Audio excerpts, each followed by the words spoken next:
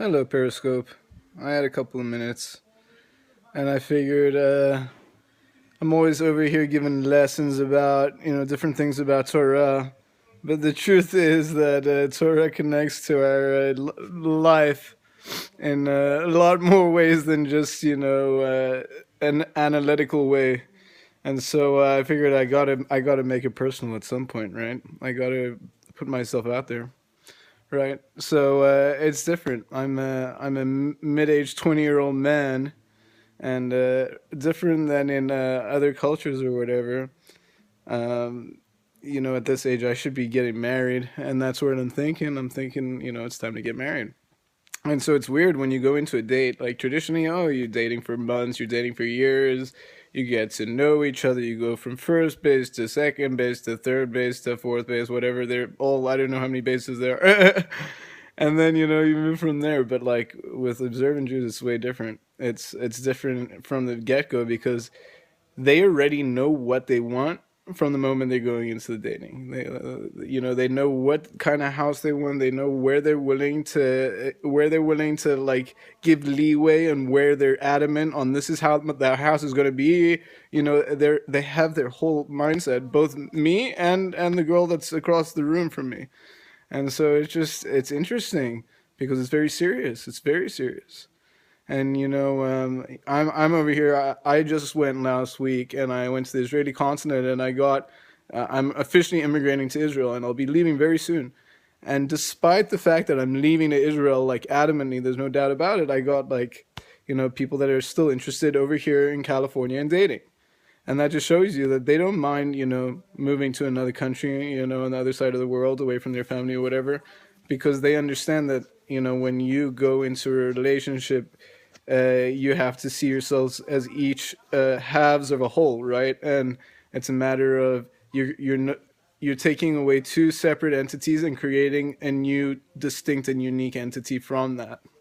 And so, I mean, that's the mindset that's going in.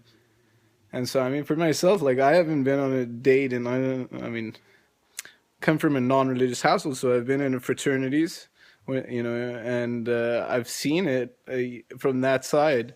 But in terms of ever since I've become more spiritual and observant, I haven't been on a date, and so it's strange. It's very strange. Um, and it's even more so like a lot of observant people are what's called shomer nagia, which means that they don't even make physical contact before marriage, and after marriage, obviously only with their husband and their wife.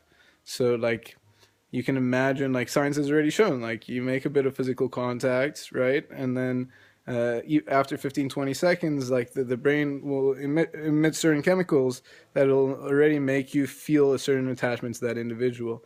And so you can imagine if someone hasn't not only not touched someone else of the opposite sex, but not seen them like in a bikini or anything like that, and then now you're in a situation one on one, yeah, I don't know. It's different. It's different. You have to put yourself in that point of view, that perspective.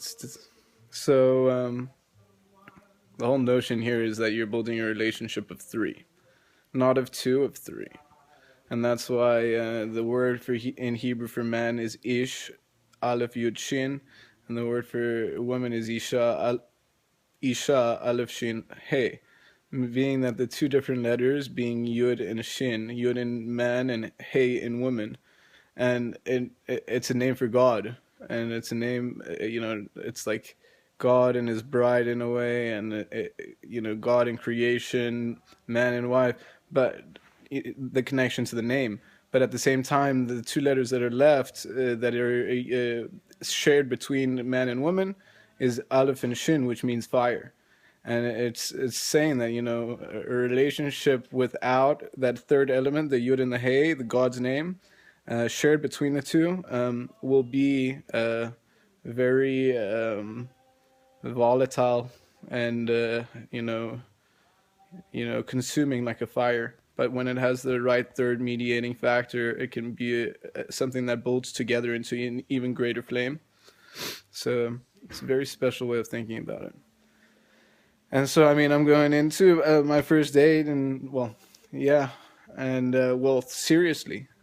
And I mean, I got it's just weird to you go any spiritual person goes into a time where they're fully dedicated to their studies and their spiritual pursuits, so that they put things like these aspects of light totally aside. Yet it's at the same time like the entire point of creation is that you yourself can experience it yourself, right? By creating, and by that you be as close to God as you can be.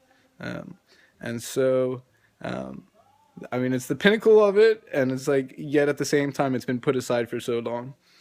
And so, yeah, there's no doubt that as I move to Israel now, and as I look to get married now, Periscope could get interesting. I think it will be. Track the journey. Um, if there are any questions, you guys are welcome to ask away, and you guys can Twitter those questions as well. Um, I'm gonna actually be heading out shortly, so I don't know how much more time I have with you guys, but I'll keep going until I do. Yeah, look, the notion here is that if a man is fully upright in his acts and everything, he'll marry a good woman, and try the best that you can. And at the same time, like, I got another notion in my mind, and that is like, what do you look for? Do you look for someone who treats you like a king, and that everything you say, like, they will adhere to? Or do you look for someone who will challenge you, everything that you say, and as such you get to get pushed and grow from there? So I don't know, figuring it out. Anyway, so I'll keep you guys in track as time goes by. I hope you enjoyed my little spiel over there, and I wish you a good day wherever you may be. So I'm gonna head out for a second, but talk to you guys soon. Bye now.